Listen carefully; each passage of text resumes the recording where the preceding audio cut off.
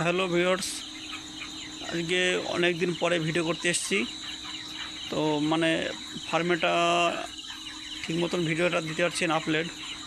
আপনাদেরকে যে বিষয়ে কথা বলবো সেই বিষয়টা হচ্ছে যে নতুন খামারি ভাইরা জিজ্ঞাসা করে, দাদা মাচার উপরে কীভাবে উঠে কাজ করেন। তো মাচার উপরে আমি কীভাবে উঠে কাজ করি সেই বিষয়ে বলবো। আর মাচা যে চওড়াটা, ওই চওড়াটা ভালো করে শুনে নিন যে কতটুকু চওড়া, কারণ অনেকে তো জানে না চওড়াটা কতটা আছে। অনেকে ভাবে যে চওড়া কতটুকু করলে পর ভালো হবে, সেটা জানার বিষয়। এর আগে ভিডিও আমি বলেছি চওড়া কতটুকু, তবুও ফের আমি বলছি নতুন করে, ভালো করে জেনে নিন বিষয়টা। আর দেখেন পাখির গেটা কত সুন্দর হচ্ছে। আজকে মাত্র 27 দিন বয়স।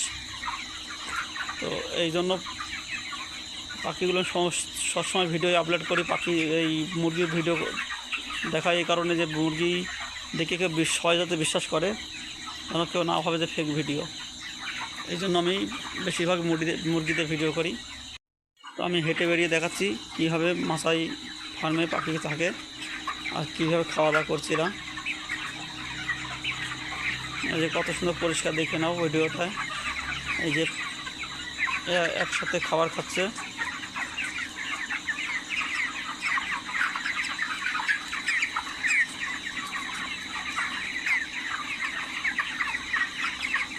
সবথেকে মাচাই ফার্ম চাষ করলে পর কী হয়, পরিষ্কার থেকে মুরগির গেটারটা খুব ভালো হয়।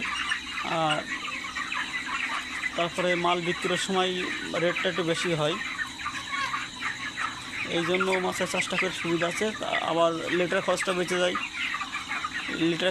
যায়, এবং যদি অ্যাকচুয়ালি পরিষ্কার করতে যে লেবারটা লাগে, ওই লেবারটা লাগে পরিষ্কার করতে। তো আমি কীভাবে পরিষ্কার করি সেটা কালকে দিনমান ভিডিও করে দেখাবো সবাইকে, যে কীভাবে পরিষ্কার করি। অবশ্যই ভিডিও দেখে সবাইকে ভালো লাগবে। আমি ভিডিওয় বেশি ঘন কথা বলতে হয় না, আমি স্লোভাবে কথা বলি। তো অনেকে ভাবে যে কী কথা বলছে না বলছে, হ্যাঁ কমেন্টে লেখে যে কী কী বলছে উল্টো পাল্টা, কিন্তু আমি যে কথাগুলো বলছি এটা সঠিক কথা একদম। কেউ যেন ভুল যদি ভাবে তাহলে পরে কিন্তু তার মুরগির চাষটা ভালো হবে না, এটা আমি গ্যারান্টি দেবো। কারণ এই চাষের লাইনে আমি আজ 2017 সাল চাষ শুরু করি। তা আজও খুব ভালো চাষ করে যাচ্ছে, অসুবিধা নেই। মুরগি কত সুন্দর জল খাচ্ছে, মেন হচ্ছে জল খাওয়াটা।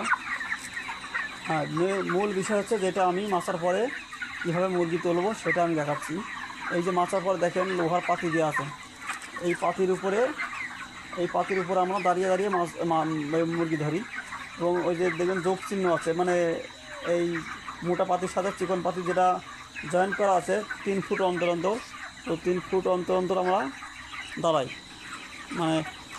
দাঁড়িয়ে ওই পাতির উপর পা দিয়ে ধরি মুরগি।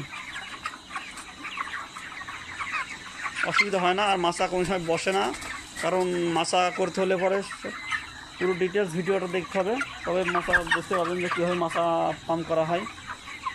তো মাছার ফার্ম যখন শুরুতে করেছি দেখবেন আমার ভিডিও ছাড়া আছে প্রথম কীভাবে মাছা করেছি।